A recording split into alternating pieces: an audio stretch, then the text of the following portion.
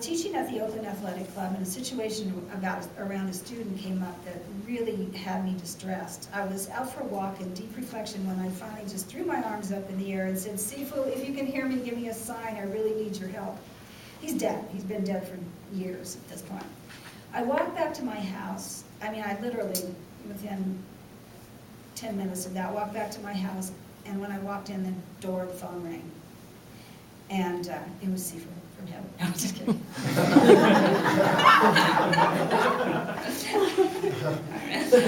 No, anyway, I answered the phone, and this guy says, is this Jarl? And I said, yes. And he said, I think you studied with my dad. And I said, Chome? And he said, yeah. And he said, I don't really know why I'm calling you, but I saw your ad in the Open Exchange about 4 months ago, and something just told me to call you right now. I know, it just gives me chills right now. Anyway, I was so blown away, I didn't even tell him. I just like talked to him. You know, I mean, he was 8 the last time I'd seen him. At this point, he was 25.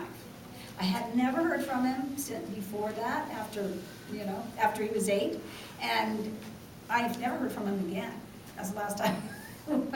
Anyway, we just chatted on the phone. I was just so blown away, I couldn't even tell him what had happened.